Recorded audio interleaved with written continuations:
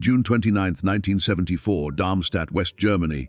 The book lay open on Admiral Karl Donutz's desk as he read page 117 of the ultra-secret, the explosive memoir that had just reached German bookstores. His weathered hands gripped the edges of the volume as his eyes scanned the English text translated for him by his aide, revealing truths that contradicted everything he had believed for 30 years.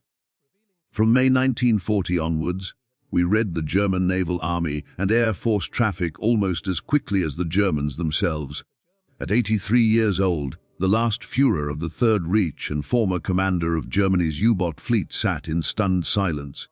According to his aide, who was present, the admiral's face drained of color as the magnitude of the revelation struck him.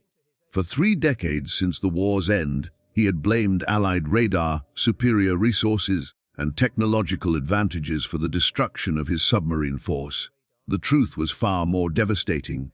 Every order he had transmitted to his U-boat, every tactical innovation, every desperate attempt to win the Battle of the Atlantic had been read by British intelligence, often before his own commanders received them. Kabadischen Immigrant. I had always suspected this, Donitz would write in a hastily composed letter to the book's publisher days later. But this defensive rationalization rang hollow to those who knew him. Throughout the war, whenever subordinates had raised security concerns, Donitz had dismissed them with absolute certainty. The Enigma cannot be broken. Now sitting in his modest apartment in Almur near Hamburg, the magnitude of the deception overwhelmed him. 783 submarines lost, 30,000 of his men dead beneath the Atlantic waves, and all because the encryption system he had trusted with unwavering faith had been systematically compromised since the 3rd year of the war. The mathematics that had guaranteed Enigma's security, its theoretical 3 × 10⁻114 possible configurations, had meant nothing against Polish mathematicians, British krypton analysts, and primitive computing machines he never knew existed.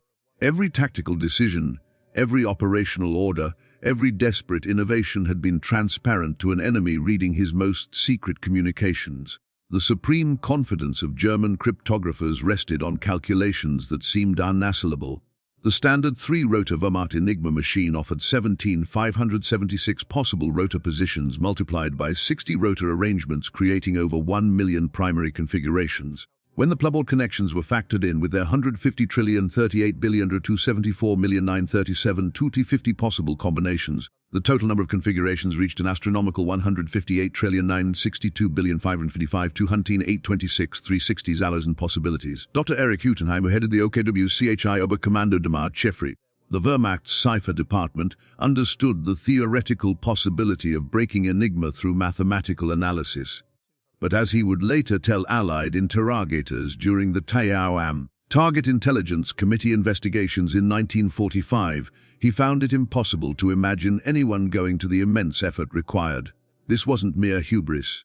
It was a carefully calculated assessment based on the technology and resources available in the 1930s and early 1940s to test every possible Enigma setting would require by German calculations teams of trained cryptanalysts working continuously for periods that exceeded the age of the universe.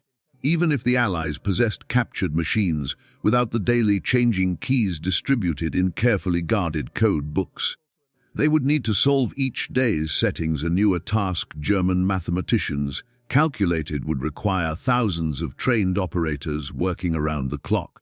The Kriegsmarine took additional precautions that seemed to guarantee absolute security. Admiral Dönitz had instituted the most stringent cryptographic protocols in the German military. Naval Enigma operators received specialized training at the Marine Nachrichtenschule in Flensburg, Mervik, where they spent months learning not just the technical operation, but the security procedures that would supposedly make the system impregnable. Code books were printed in water-soluble red ink on pink paper that would dissolve within 30 seconds of water contact. Special weighted bags ensured the materials would sink immediately if thrown overboard. U-boat commanders carried personal sidearms with standing orders to shoot any crew member who failed to destroy cryptographic materials when capture seemed imminent. The introduction of the 4-rotor M4 Enigma machine for U-boat on February 1, 1942, sea-named Tretten by the Germans and Shark by Allied cryptanalysts, represented what German naval intelligence considered the ultimate evolution in cryptographic security. With 8 rotors to choose from compared to 5 for other services, and the 4th rotor adding another factor of complexity, the number of possible configurations increased by a factor of 26.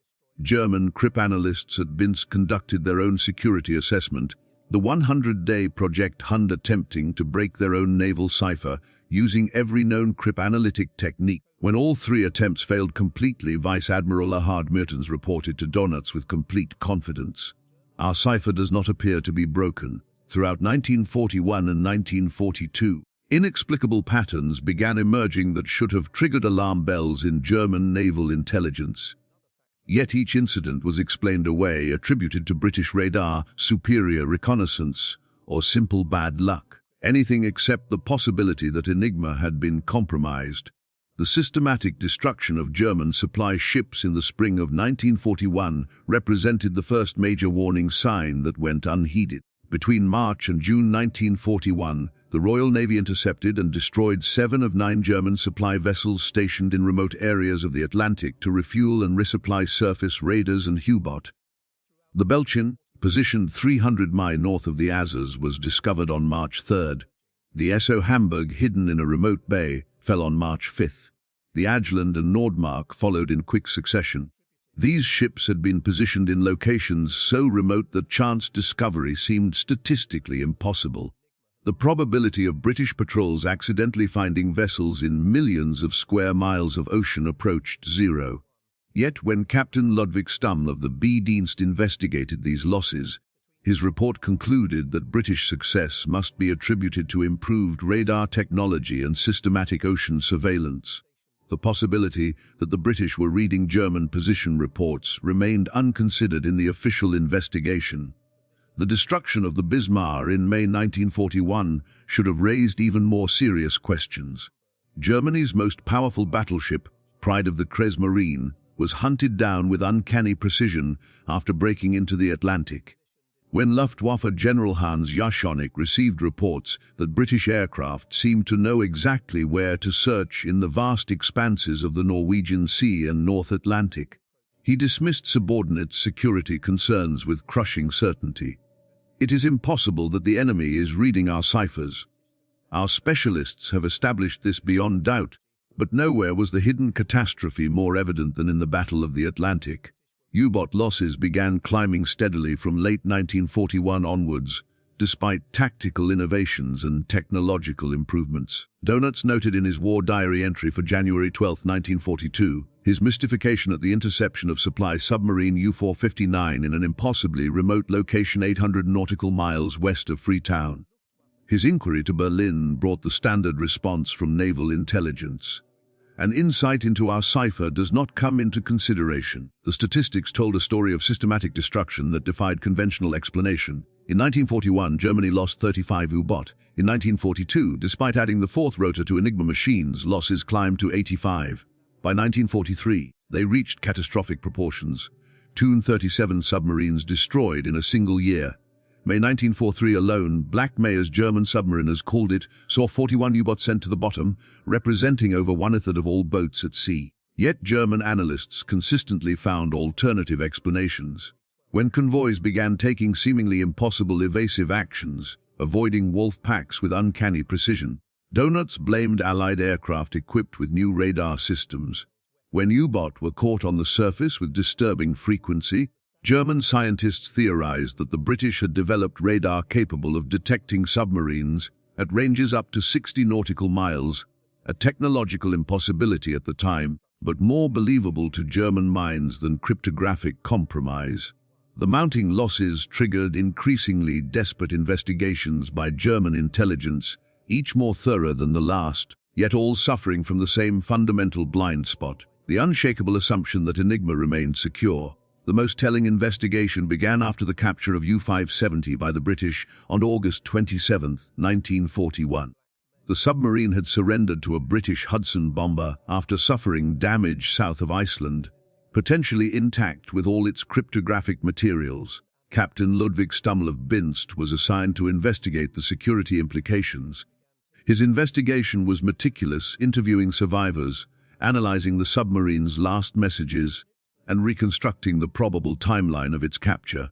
Stummel's October 1941 report revealed the cognitive trap that would persist throughout the war. He acknowledged that if the British had captured the Enigma machine and code books intact, they could theoretically read German naval traffic. But he immediately dismissed this possibility. The acute discourse about the compromise of our secret operation cannot be justified. Our cipher does not appear to be broken. His reasoning followed what seemed like impeccable logic. Even if the British possessed the machine and current keys, they would lose this capability when the keys changed on November 1st. Furthermore, proper protocol demanded the destruction of all cryptographic materials, and it must be assumed that the crew fulfilled their duty.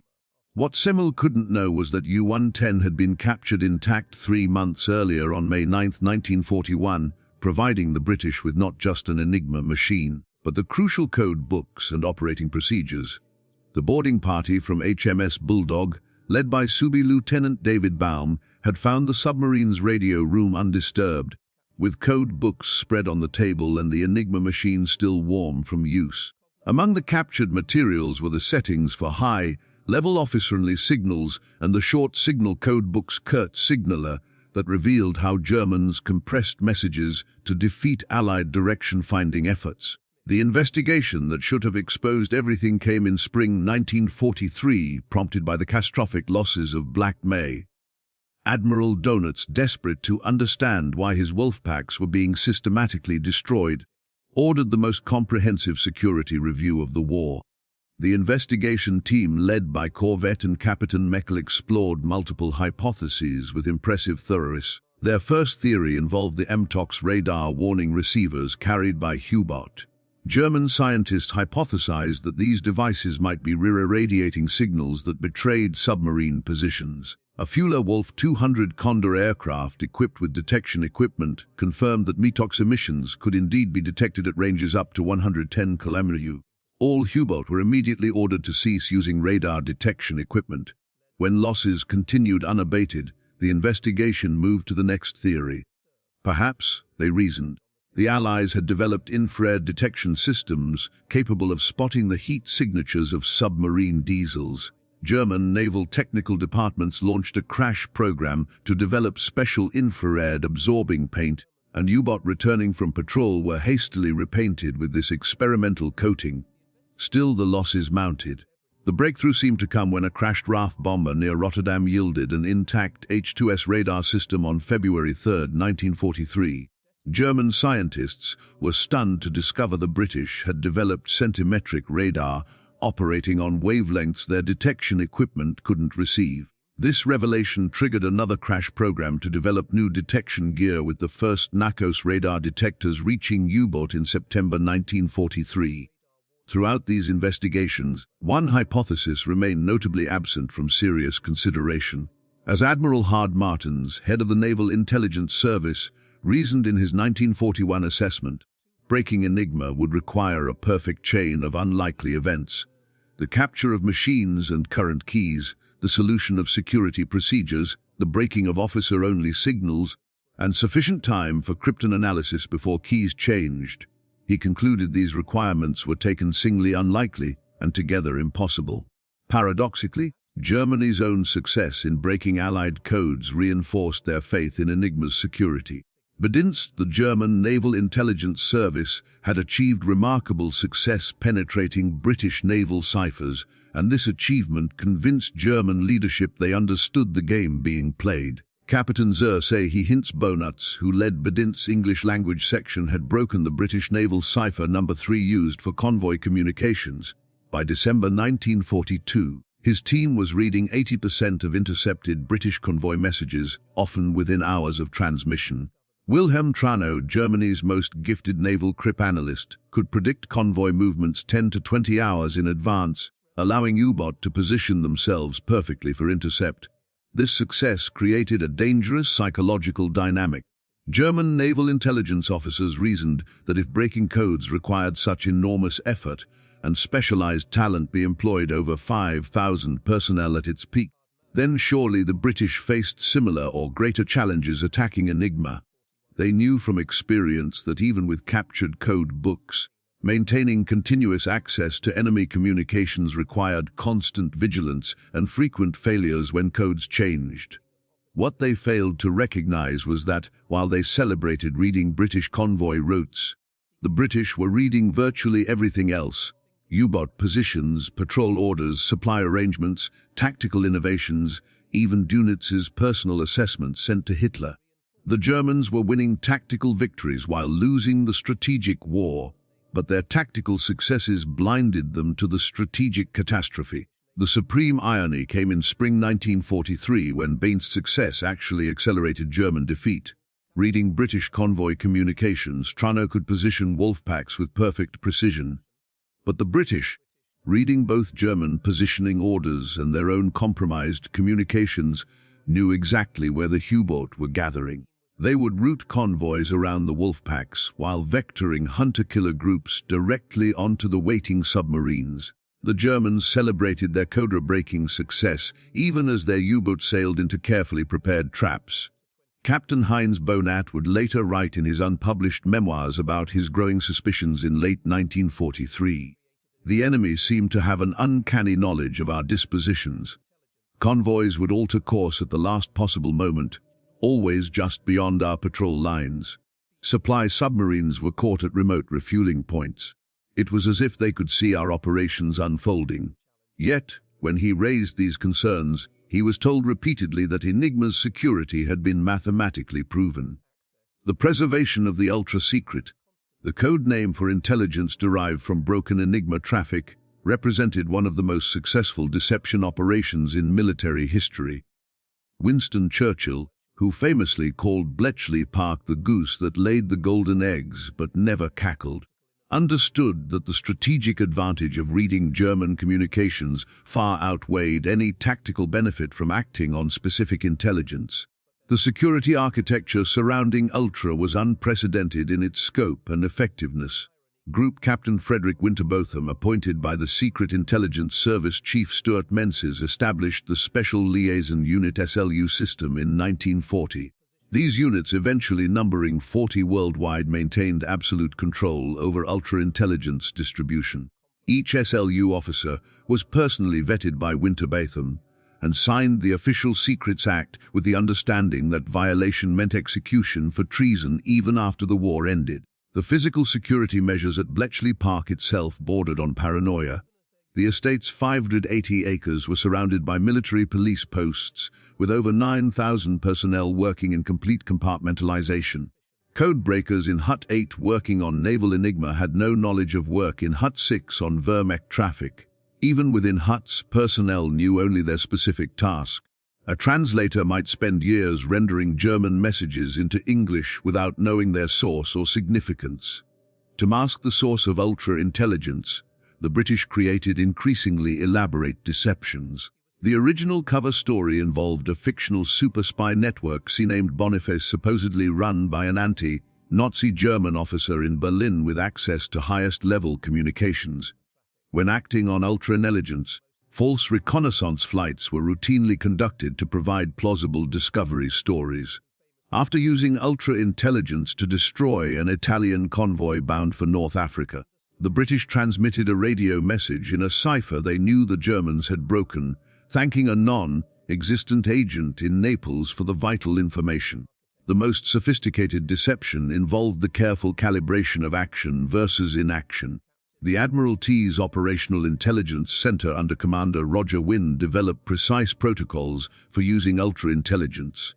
Attacks on U-boat were timed to occur only after plausible detection opportunities, a chance aircraft sighting or surface vessel contact. When Ultra revealed U-boat refueling rendezvous, attacks were delayed until the submarines had been together long enough that discovery might seem coincidental. Sometimes preserving Ultra meant accepting terrible losses. On November 14, 1940, German bombers devastated Coventry in a raid that killed 568 civilians. Post-war mythology claimed Churchill knew from Enigma decrypts that Coventry was the target, but refused to evacuate the city to protect Ultra. Declassified documents reveal a more complex truth. Enigma had revealed Operation Moonlight Sonata was planned, but initially indicated 5 possible targets. When radio beam navigation finally confirmed Coventry as the target just hours before the raid, immediate defensive measures were taken, including fighter patrols and anti-aircraft reinforcements. The story of Churchill's sacrifice was itself a post-war deception to hide the actual capabilities and limitations of ultra-intelligence. March 25, 1941. In Hut 8 at Bletchley Park, a young woman named Mavis Lever, later Batty, sat hunched over intercepted Italian naval messages. She had been working 16-hour days attempting to break the Italian naval Enigma variant, and suddenly the patterns clicked. The message she decoded was electric in its implications. Today, 25th March, is day -3 for the start of the operation. Mavis immediately understood the significance. The Italian fleet was planning a major operation in exactly 3 days. Working through the night with her colleague Margaret Rock, she decoded additional messages, revealing the complete Italian battle plan. Admiral Angelo Iachino would sortie with the battleship Torrio Veneto, 6 heavy cruisers and 17 destroyers to attack British convoys between Egypt and Greece. The intelligence reached Admiral Andrew Cunningham, commanding the British Mediterranean Fleet in Alexandria, within hours. Cunningham, a theatrical commander who understood the importance of deception, spent March 27th ostentatiously playing golf at the Alexandria Sporting Club, ensuring Italian spies would report the British fleet showed no signs of preparation. That night, after returning to his flagship HMS Warp Spite with studied casualness, he ordered the fleet to sea.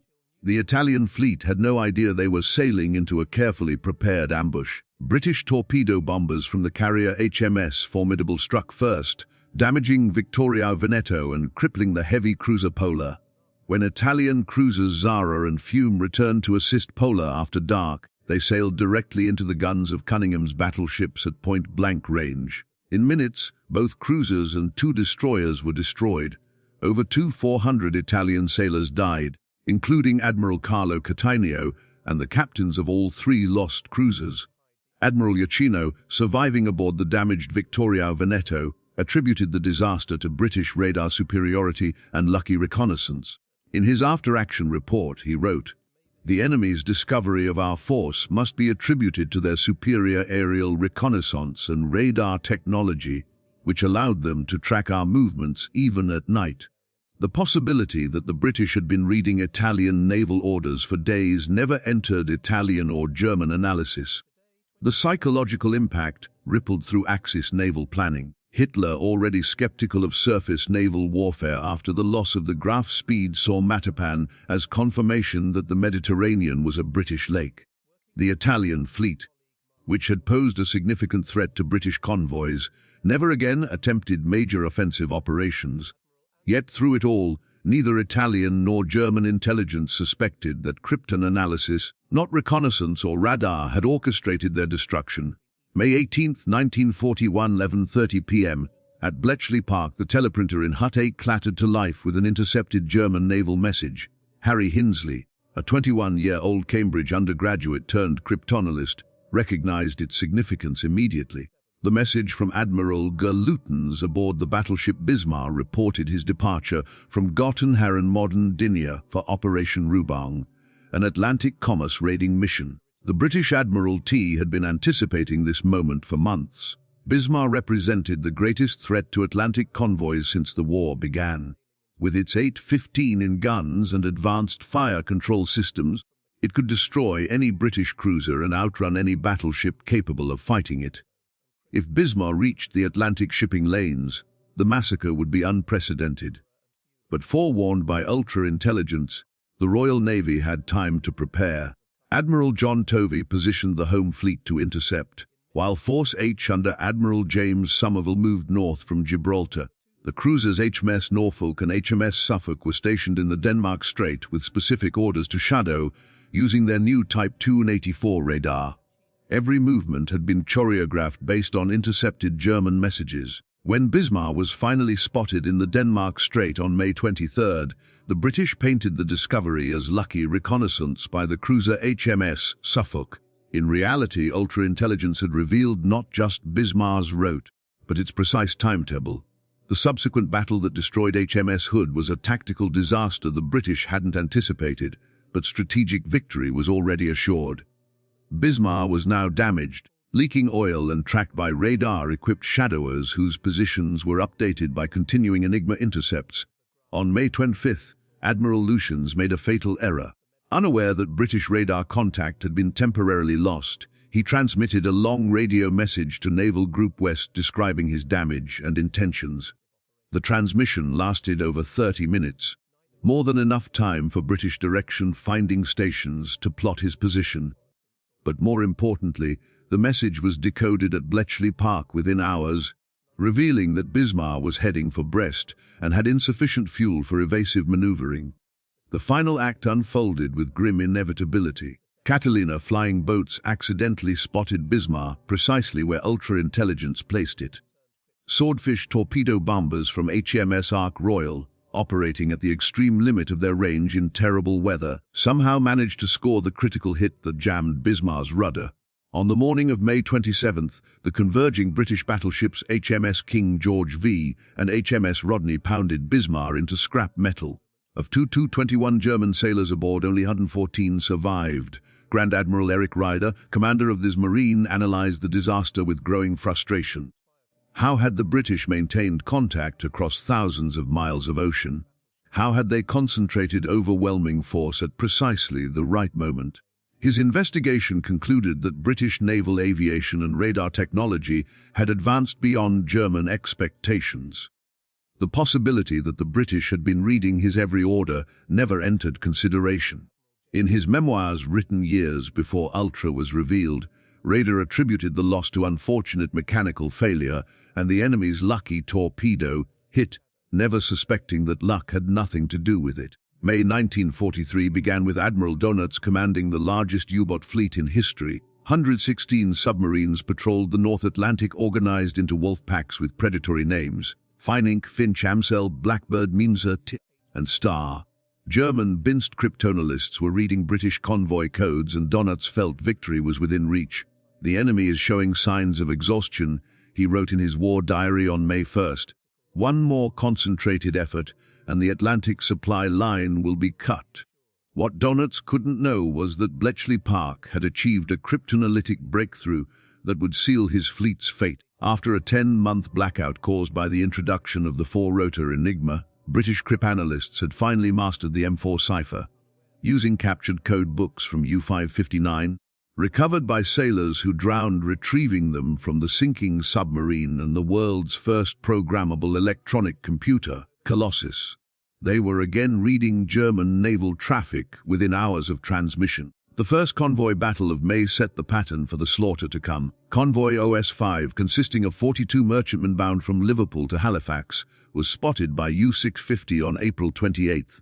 Donatz concentrated 3 wolf packs, 41 U-boat in total, for the attack. Reading his every order, the Admiralty reinforced the convoy's escort and routed additional forces to intercept. The battle raged for 6 days across 600 mem of ocean. German submarines sank 13 merchant ships, but at a terrible cost. 7 U-boat were destroyed by the convoy escorts. U-192, commanded by Captain Lieutenant Vera, was depth-charged by HMS Loose Strife. U-638 went down with all hands after being rammed by HMS Sunflower. U-125, U-531, U-438, U-630 and U-528 followed in quick succession. For the first time in the war, the exchange rate favored the Allies. But this was just the beginning. As May progressed, each convoy battle became a massacre of German submarines. Reading German deployment orders, the Allies routed convoys through gaps in the patrol lines, while vectoring hunter-killer groups directly onto Wolfpack assembly points. Aircraft equipped with new Lee lights caught U-boat charging batteries on the surface at night. Ships equipped with Hedgehog anti-submarine mortars achieved kill rates that stunned their own commanders. Convoy X-237, crossing in mid-May, destroyed 3 U-boat without losing a single merchant vessel. Convoy SE-130 sank 5 submarines while suffering no losses. The new escort carrier USS Bogue, operating with perfect intelligence from Ultra, sank 6 U-boat in as many weeks. German submarines were being destroyed faster than they could be replaced, and experienced commanders who had survived years of warfare were dying in waters they had once dominated. The statistics were catastrophic. In May 1943, Germany lost 41, nearly 25% of its operational fleet. 7 were destroyed by aircraft in the Bay of Bisque trying to leave or return to base. 6 were caught refueling from submarine tankers at coordinates revealed by Ultra. The 12 were killed by convoy escorts that seemed to anticipate their every move. The youngest victim was U-209 on its first patrol, destroyed with all 50 hands on May 7th.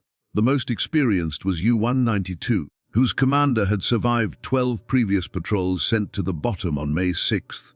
On May 24th, Donatz issued the order that marked the effective end of the Battle of the Atlantic. All U-boat were to withdraw from the North Atlantic convoy routes and regroup in waters southwest of the Azores. In his war diary, he wrote, "Why had lost the Battle of the Atlantic?" He attributed the defeat to Allied radar and aircraft, never suspecting that his own communications had orchestrated the destruction of his fleet. One of the most remarkable aspects of the ultra-secret was how close the Germans came to discovering the truth, only to be deliberately misdirected by Allied intelligence. The most sophisticated of these deceptions involved the Lucy Ring, a Soviet spy network operating from Switzerland that seemed to have extraordinary access to German military secrets. Rudolf Rosler, named Lucy, was a German refugee publisher living in Luzern who ran a supposedly independent intelligence network. From 1942 onwards, Lucy provided Soviet intelligence with remarkably accurate information about German military operations, particularly on the Eastern Front. His reports included detailed Wehrmacht order of battle, offensive plans, and even verbatim texts of Hitler's operational directives, information so precise and timely that both German and Soviet intelligence suspected it came from highest-level sources within the Wehrmacht. German counterintelligence launched multiple investigations into the Lucy Ring, convinced they had a major traitor in their high command. The AB and Gestapo investigated dozens of senior officers, including members of the Wehrmacht operations staff with access to Enigma traffic. What they never discovered was that Lucy's information came not from traitors, but from Bletchley Park, laundered through Swiss intelligence to disguise its true source. The British faced a delicate problem. Soviet forces desperately needed ultra-intelligence to counter German offensives, but Stalin was deeply suspicious of British motives and unlikely to trust intelligence from capitalist allies. Moreover, directly sharing Ultra with the Soviets risked exposure through their less secure communication methods and potential German agents within Soviet intelligence. The solution was elegant. Ultra-intelligence was selectively passed to Swiss intelligence, who fed it to Rosler with the cover story that it came from anti-Nazi officers in the Wehrmacht. Rosler then transmitted it to Soviet intelligence through his handler Alexander Rado. The Soviets, believing they had their own source independent of the Western Allies, acted on the intelligence with confidence. The Germans, discovering the accuracy of Lucy's reports through their own agents, launched investigations that pointed everywhere except Bletchley Park. Throughout 1943 and 1944, evidence of Allied foreknowledge accumulated to levels that should have been undeniable. Yet, German investigators, trapped by their fundamental assumption of Enigma's security, consistently found alternative explanations. The systematic destruction of U-boat supply submarines provided the most obvious evidence. These milk cow submarines operated at secret refueling points in remote areas of the Atlantic, their positions known only to U-boat command and the submarines they were scheduled to supply. Between June and August 1943, 10 of 14 supply submarines were destroyed, most caught at their refueling coordinates. U-459 destroyed on July 24th, while refueling U-117 went down at a position 500 from the nearest shipping lane. U-489 was caught on August 4th at coordinates that had been transmitted just 48 hours earlier. Captain Hermann Moore, investigating these losses for naval intelligence, wrote in his report, "The probability of chance discovery of our supply operations is mathematically negligible. Either the enemy has developed detection capabilities beyond our current understanding, or we have a serious breach of security." Yet his investigation focused entirely on possible human intelligence sources, crew members who might have been turned, neutral sailors who might have observed departure patterns, even the possibility of Allied agents with radio transmitters near French bases. The idea that the British were simply reading German position reports was never seriously considered. Even more damning evidence came from the precision of Allied operations against new German weapons and tactics. When Germany introduced the acoustic torpedo in September 1943, designed to home in on convoy escort propellers, the Allies immediately deployed effective countermeasures, noise-making devices towed behind escorts that decoyed the torpedoes. The German explanation: Allied intelligence must have captured sampled torpedoes from destroyed U-boat. When U-boat began using new courier burst radio transmissions in 1944, compressing messages into less than half a second to defeat direction finding, Allied forces still managed to locate and attack submarines with disturbing accuracy. The German conclusion: the Allies must have developed direction-finding equipment capable of detecting even these brief transmissions. The Japanese naval attaché in Berlin, Captain Yokoi Tadada, provided perhaps the most telling observation. After analyzing the pattern of Allied operations in 1944, he reported to Tokyo: "The precision of enemy intelligence suggests they are reading German communications. This seems impossible given German security measures, but no other explanation fits the evidence." His report, intercepted and decoded by American cryptanalysts who had broken Japanese diplomatic codes, caused brief concern at Bletchley Park. Fortunately, German naval intelligence dismissed Japanese concerns as face, saving excuses for their own intelligence failures in the Pacific.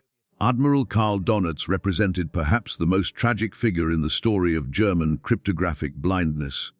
Widely regarded as a brilliant tactician and inspirational leader, his very competence became a barrier to recognizing the truth. His centralized command system, which he considered his greatest innovation, had become the instrument of his fleet's destruction. Donitz had revolutionized submarine warfare through his Befehl tactic, centralized tactical control from his headquarters. Using powerful radio transmitters, he personally directed Wolfpack operations from situation rooms in Lorient, Paris, and finally Berlin. Every U-boat commander reported position, fuel state, torpedo inventory, and contact reports. Donitz would then orchestrate attacks like a conductor directing a symphony, vectoring boats onto convoys with precise timing and positioning. This system required constant radio communication, exactly what allowed Bletchley Park to track every U-boat in the Atlantic. Donitz transmitted over 70 radio messages daily to his fleet, each one decoded by British cryptanalysts. His detailed orders revealed not just current positions, but future intentions, patrol patterns, and tactical innovations. Yet, Donitz's faith in his system never wavered. When subordinates questioned the wisdom of such extensive radio traffic, he responded with detailed technical explanations. The Enigma was unbreakable by computational standards. German radio discipline was superior to any navy in history. Short signal code books compressed messages to defeat direction finding. Frequency changes and call sign modifications prevented traffic analysis. In his mind, German technical superiority guaranteed security. His war diary reveals a commander increasingly frustrated by inexplicable Allied prescience, but never questioning his fundamental assumptions. Entry after entry describes convoys taking impossible evasive actions, escorts appearing at unlikely positions, aircraft catching U-boat at improbable moments. Yet his conclusions remained consistent. The Allies had more aircraft, better radar, superior resources. Never once did he write the obvious conclusion: "They are reading our mail." The psychological investment in his command system made recognition impossible. To admit Enigma was compromised would mean acknowledging that his entire approach to submarine warfare, the very innovation that had made him Hitler's chosen successor, had been fundamentally flawed. Every order he had given, every tactical innovation he had developed, every submarine he had sent to its death had been transparent to the enemy. The weight of such knowledge would have been crushing. Even after the war, before Ultra's revelation, Donitz maintained absolute confidence in his wartime decisions. His memoirs, published in 1958, attributed U-boat losses to Allied material superiority and technological advancement. He calculated that Germany would have needed 300 submarines operational simultaneously to cut Britain's supply lines, never realizing that even 3,000 would have failed if the Allies continued reading his every command. May 9, 1946, International Military Tribunal, Nuremberg. Admiral Karl Donitz stood in the dock defending his conduct of submarine warfare before Allied prosecutors. His testimony that day would unknowingly reveal the depth of German ignorance about Ultra while simultaneously demonstrating how close he had come to the truth. The enemy's superiority in locating our submarines was overwhelming. Donitz testified, by 1943, our losses had reached insupportable levels. I was forced to withdraw from the convoy routes. When pressed by prosecutors about specific incidents, Donitz's explanations consistently avoided the real cause. Regarding the destruction of supply submarines at remote coordinates, he stated, "I suspected that the enemy had developed new long-range detection equipment, possibly using infrared or other emanations we could not detect. We also investigated the possibility of traitors, but found no evidence." When asked about convoys that seemed to avoid wolf packs with supernatural precision, Donitz replied, "The enemy's air reconnaissance had reached saturation levels.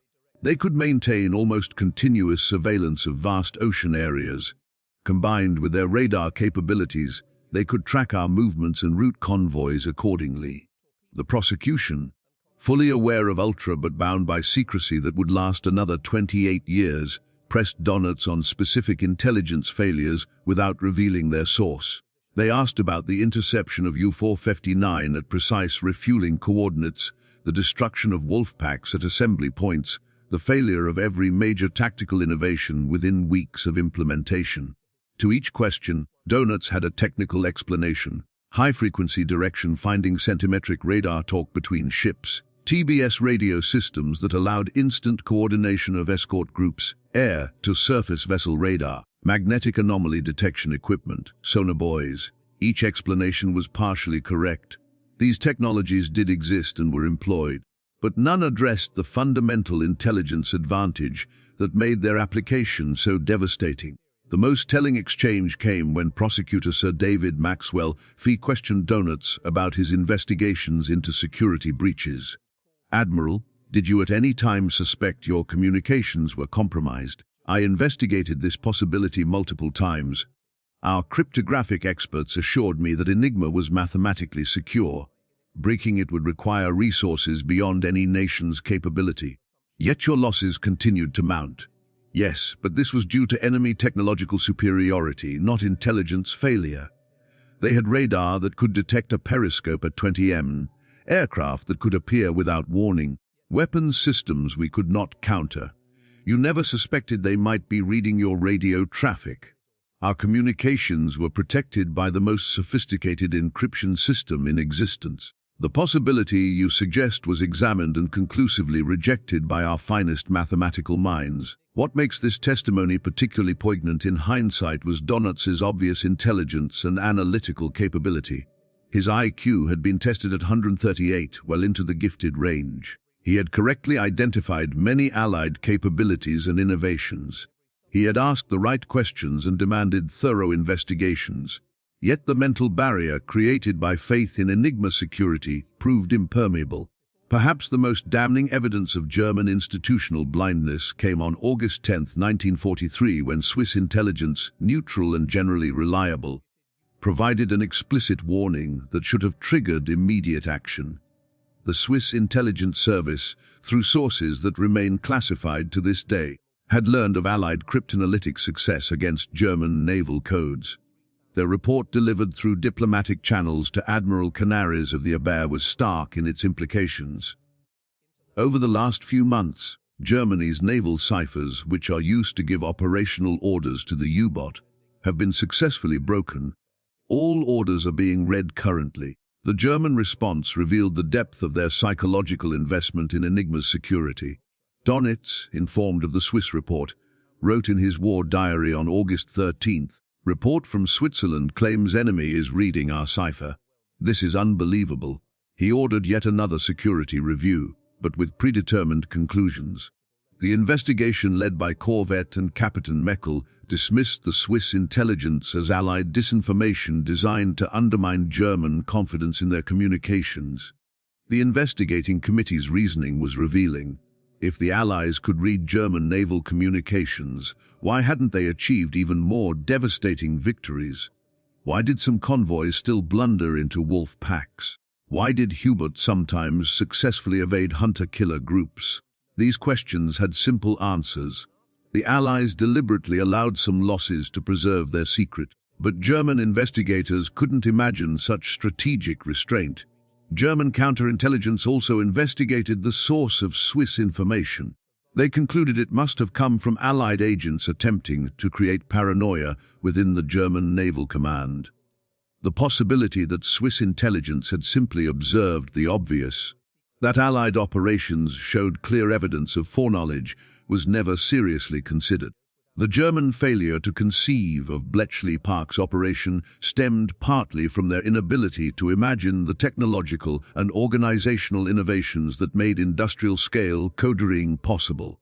German cryptanalysts worked with paper, pencils, and mechanical calculating machines. The idea of electronic computation, of machines that could test thousands of Enigma settings per hour, existed only in the realm of science fiction. By 1944, Bletchley Park had become the world's first industrial-scale computing center. The Colossus machines designed by Tommy Flowers and absolutely secret, even within Bletchley Park, could process 5,000 characters per second, a speed that German mathematicians wouldn't have believed possible. The bomb machines developed from polished designs by Alan Turing and Gordon Welchman could test over 17,000 Enigma positions in 20 minutes. Work that would take human cryptanalysts months. The organizational structure was equally beyond German imagination. Bletchley Park employed over 9,000 people by 1945, including 80% women who operated the machines, transcribed intercepts, and managed the vast filing systems that tracked millions of decoded messages. 3 shifts operated 24 hours daily, processing over 3,000 intercepted messages per day at peak capacity. Messages were prioritized by operational importance, with U-boat communications receiving highest priority for naval intelligence. The systematic approach to crypton analysis would have amazed German experts. Every Enigma message ever decoded was filed and cross-referenced. Patterns in operator behavior were catalogued. Lazy operators who used girlfriends' names as message keys. Predictable weather reports that provided cribs. Standard military phrases that appeared in routine communications.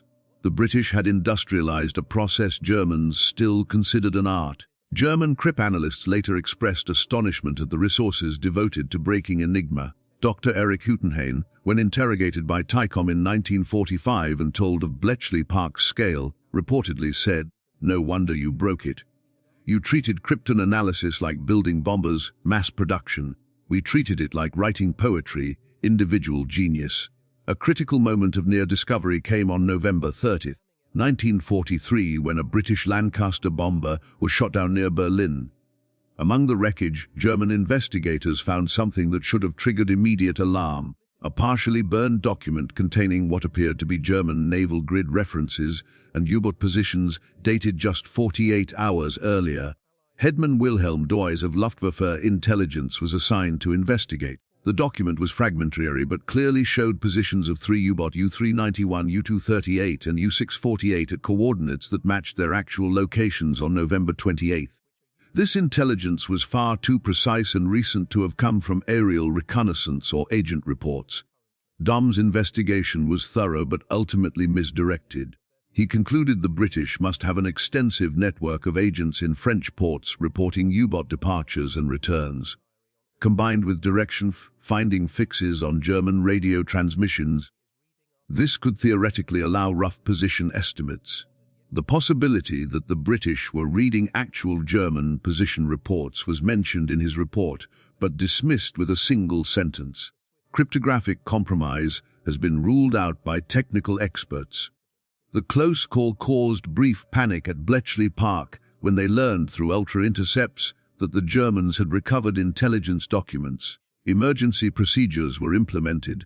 For the next 3 months, ultra-intelligence was distributed with even more elaborate cover stories, and any intelligence that couldn't be plausibly attributed to other sources was withheld from operational use.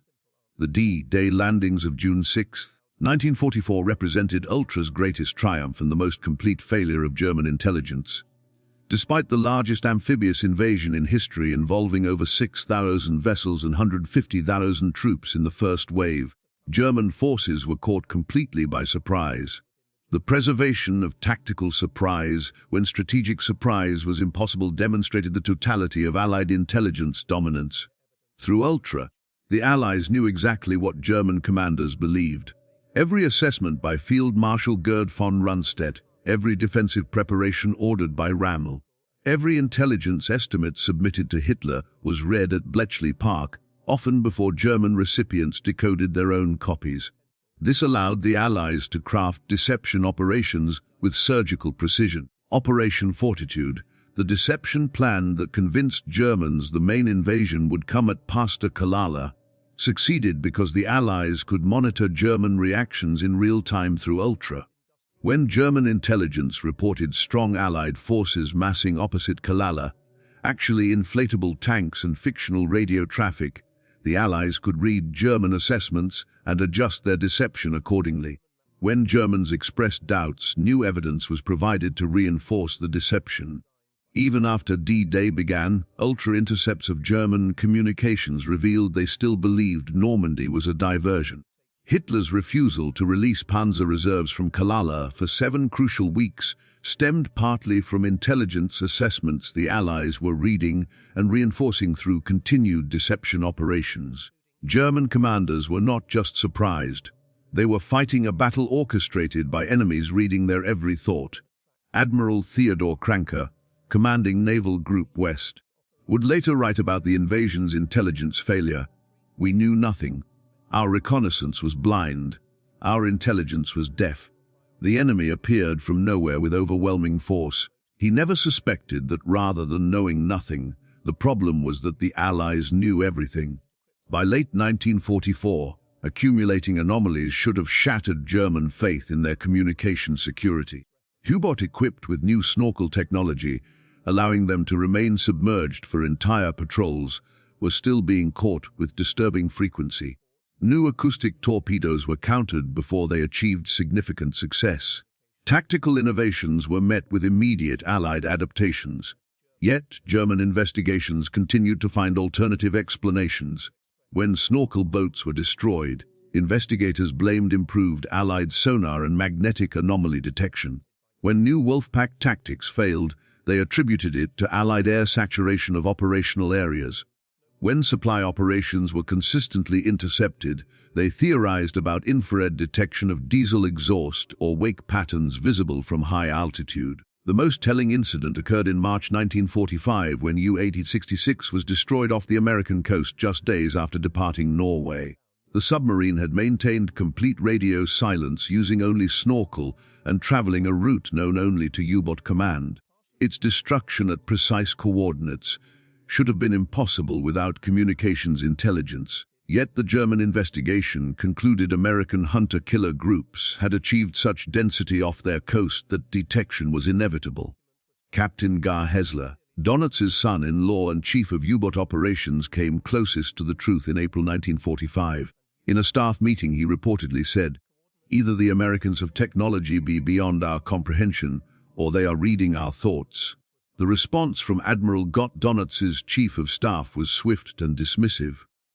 "Defeatist thinking will not be tolerated. Our communications remain secure." May 1945. As the Third Reich collapsed, Allied intelligence teams raced across Germany in Operation Tycom, Target Intelligence Committee, tasked with capturing German cryptographic personnel and materials before they could be destroyed or fall into Soviet hands. What they discovered was a mixture of sophisticated cryptanalytic capability and stunning blindness to their own vulnerabilities. The interrogation of Dr. Erich Hüttenheim, chief crypt analyst of OKAG Chai, provided remarkable insights into German thinking. When told that the Allies had been reading Enigma traffic since 1940, Hüttenheim's first response was disbelief. Impossible. The mathematical complexity is insurmountable. When shown actual decoded messages, his shock was complete. But this would require thousands of people and resources beyond imagination. When interrogators explained the scale of Bletchley Park's operation, Hüttenheim's response revealed the conceptual gap that had protected Ultra. "We calculated that breaking Enigma would require more resources than any nation would rationally devote to krypton analysis. We never imagined you would treat it as a military priority equivalent to building aircraft or training divisions." Wilhelm Trano, the brilliant Bedienst crypt analyst who had broken British convoy codes, was equally stunned during his TY-FOM interrogation. He admitted, "We knew something was wrong. Too many coincidences, too many lucky discoveries. But whenever I suggested cryptographic compromise, I was told I was being paranoid. Breaking Enigma was a mathematical impossibility." The interrogation of lower-level personnel revealed widespread suspicions that had been systematically suppressed. Radio operators reported that they had noticed patterns suggesting Allied foreknowledge. U-boat commanders had questioned how convoys always seemed to zigzag at the perfect moment. Intelligence analysts had documented statistical impossibilities in Allied success rates. But at every level, these concerns had been dismissed with the same response: Enigma cannot be broken. Perhaps most revealing was the interrogation of Corvette Captain Heinz Bonat, former head of Bedienst. When told about Ultra, he sat in silence for several minutes before saying, "Then we never had a chance. From the moment you broke Enigma, the war was lost. Everything else, the battles, the tactics, the sacrifices, was just delay." The Ultra-Secret remained protected by the Official Secrets Act until 1974, creating one of the most successful security operations in intelligence history. Over 10,000 people who had worked at Bletchley Park maintained absolute silence for nearly 3 decades. They returned to civilian life unable to explain gaps in their employment history, forbidden from discussing their wartime service even with spouses, and forced to listen to incorrect historical accounts of the war without correction. The secret's preservation served multiple purposes. During the immediate post-war period, British and American intelligence services were using captured Enigma machines to establish secure communications with developing nations who believed they were receiving state-of-the-art encryption technology. More importantly, the techniques developed at Bletchley Park were being applied to Soviet communications during the Cold War, and revealing these capabilities would have compromised ongoing operations. The human cost of this silence was significant. Brilliant CRIP analysts returned to academic positions without recognition for their groundbreaking work in computer science and mathematics. Women who had operated the bombs and Colossus machines, performing work that laid foundations for the computer age, were unable to claim their place in technological history. Veterans who had served at Bletchley Park faced skepticism about their war service. Unable to provide details about their contributions, Gordon Welchman, who had developed the diagonal board modification that made the bomb machines truly effective, immigrated to the United States and worked in classified research. When he finally published his memoir, The Hut-6 Story, in 1982, he faced threats of prosecution under the Official Secrets Act, despite the general declassification of Ultra. He died in 1985, finally able to claim credit for innovations that had helped win the war, but facing official censure for revealing operational details. The dam finally broke in 1974 when Group Captain F.W. Winterbotham published the Ultra Secret. Winterbotham, who had overseen the special liaison units that distributed Ultra intelligence, had fought for years to tell the story. His motivations were complex: personal vindication, historical accuracy, and concern that crucial lessons about intelligence and warfare were being lost. The book's publication sent shock waves through the historical community and surviving German military leadership. Historians suddenly had to revise their entire understanding of World War II. Battles that had been attributed to brilliant generalship or lucky reconnaissance were revealed as intelligence operations. Allied commanders who had seemed prescient were shown to have been reading their enemy's mail. For German veterans, the revelation was devastating. General Adolf Galland, former commander of the Luftwaffe fighter force, reportedly said, "For 30 years, I have been wondering how the Allies always seemed to know where we would be. Now I know they were reading our orders before we were." Admiral Dunitz's reaction was particularly complex. In his hastily written response to Winterbotham's publisher, he claimed to have always suspected communications compromise. But this claim contradicted his own war diary, his post-war memoirs, and the testimony of subordinates who confirmed his absolute faith in Enigma throughout the war. The psychological need to retroactively claim suspicion revealed the depth of the wound to professional pride. The most dramatic confrontation with the truth came at a 1978 intelligence history conference in Germany, where former adversaries met publicly for the first time. The conference hosted by the German Marine Institute brought together British cryptanalysts from Bletchley Park and German intelligence officers who had operated Enigma systems. The keynote session featured Harry Hinsley, former Bletchley Park analyst and official historian of British intelligence facing Wilhelm Trano and other Bainst veterans. Hinsley's presentation methodically destroyed every German assumption about their wartime security. He showed decoded messages, explained cryptolytic techniques, and revealed the scale of Allied code-ring operations. The German response was a mixture of professional admiration and personal devastation. Trano, maintaining his composure, asked technical questions about British methods, clearly impressed by the mathematical elegance of the attacks. But when discussion turned to operational consequences, emotions erupted. The most heated exchange came when Otto Kretschmer, Germany's most successful U-boat commander, confronted former Donut staff officers who were still defending their wartime decisions. When they presented the steamroller theory, that German strategy was designed to force the Allies to commit maximum resources regardless of intelligence, Kretschmer exploded. Steamroller. We were sending men to their deaths in operations the enemy knew about in advance. Every patrol order, every tactical innovation, every desperate attempt to turn the tide, they knew it all, and you still defend this as strategy. The confrontation nearly became physical before conference organizers intervened. But Kretschmer's outburst voiced what many German veterans felt. They had been betrayed, not by enemies, but by their own leadership's refusal to consider the possibility of cryptographic compromise. In the years following Ultra's revelation, German cryptographers conducted extensive post-mortems on Enigma's failure. What they discovered was both reassuring and disturbing. The system itself remained mathematically sound, but human implementation had created fatal vulnerabilities. The Polish breakthrough in 1932 had exploited a procedural weakness.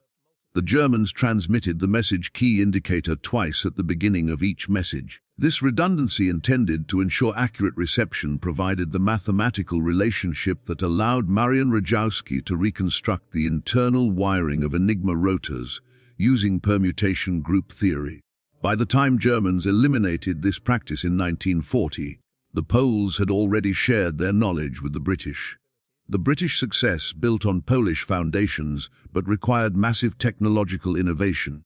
The bomb machines designed by Turing and Welchman exploited the fact that no letter could encode to itself, a fundamental characteristic of Enigma's design. By testing possible rotor positions against known or guessed plain text, cribs, the bombs could eliminate impossible settings at electronic speeds.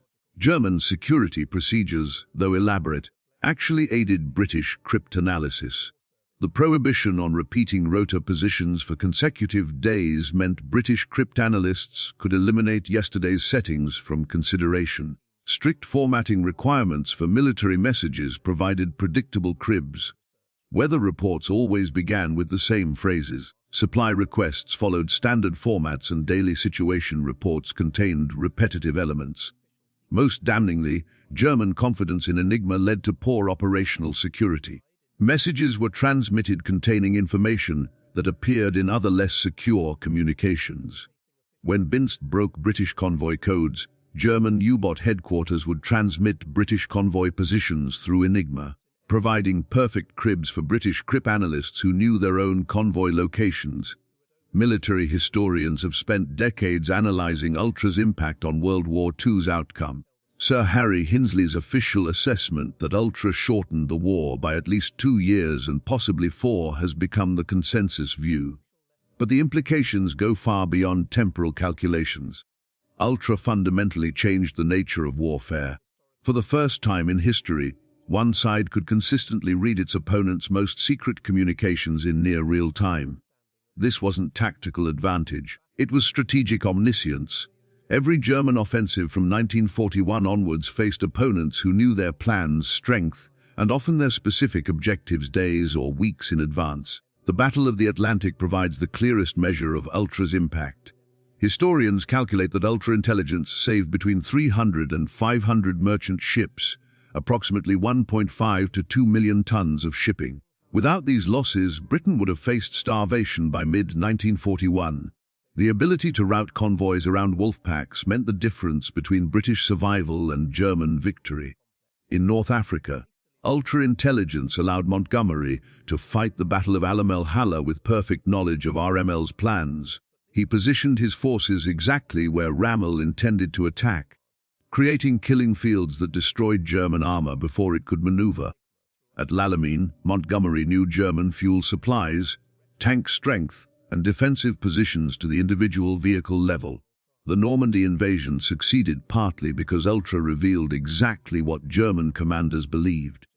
Every German intelligence assessment concluding the invasion would come at Cala was read by Allied planners who adjusted their deception operations accordingly. German reinforcement orders were known before local commanders received them, allowing Allied forces to interdict before German units could reach the front. The most tragic aspect of German ignorance about Ultra was the human cost.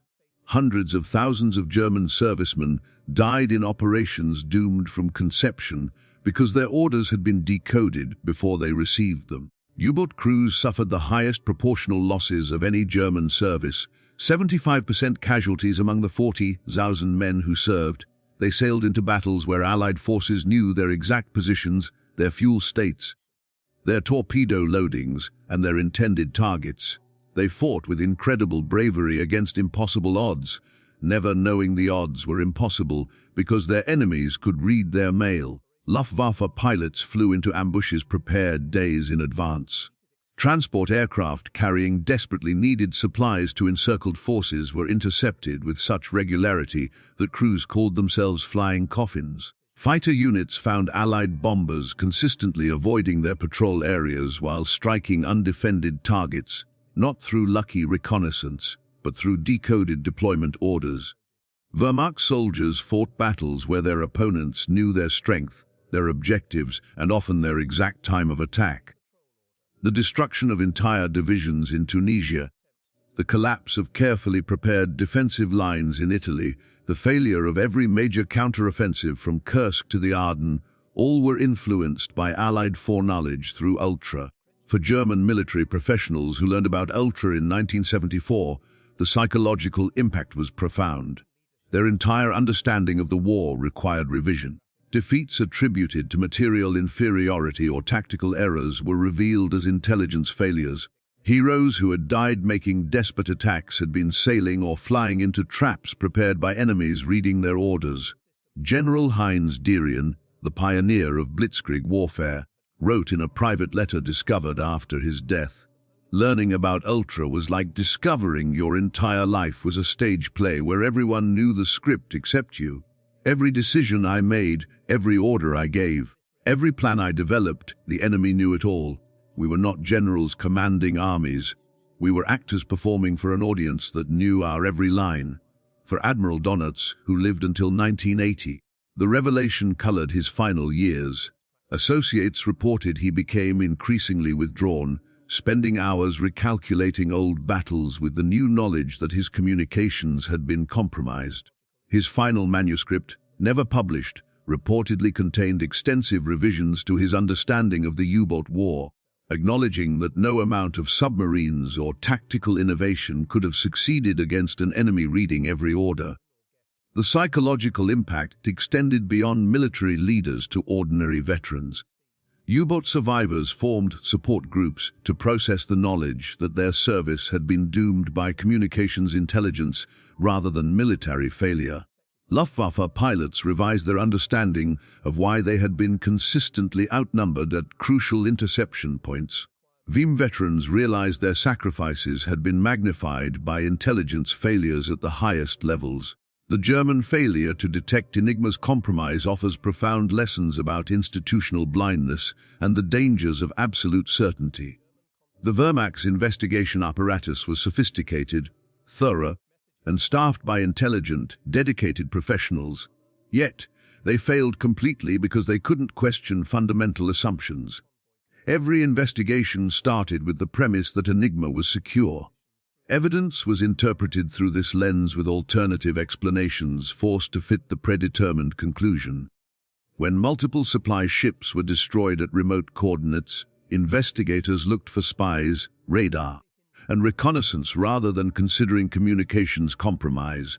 When convoys consistently evaded wolf packs, they blamed Allied air coverage rather than questioning whether patrol positions were known in advance. The compartmentalization that protected Enigma also prevented comprehensive security analysis. Cryptographers assured operators the system was unbreakable through mathematical proof. Operators assured commanders that procedures were properly followed. Commanders assured high command that security was maintained. Nobody had responsibility for questioning the entire system, and anybody who did faced institutional pressure to conform. German technical pride became a vulnerability. The belief that German engineering and mathematics were superior to Allied capabilities created blind spots. When evidence suggested otherwise, convoys evading with impossible precision supply ships caught at remote coordinates. The response was to look for even more complex explanations rather than accept that the Allies might have superior cryptanalytic capabilities. Throughout the war, Germans received warnings they consistently dismissed or misinterpreted. Each represented an opportunity to discover the truth that institutional blindness prevented them from seeing. In February 1942, the German naval attaché in Tokyo reported that the American Navy seemed to have foreknowledge of Japanese operations. The Germans dismissed this as Japanese excuse, making for their Pacific defeats, never considering that if Americans were reading Japanese codes, they might also be reading German ones. Swiss intelligence warnings in August 1943 were explicit. German naval codes were compromised.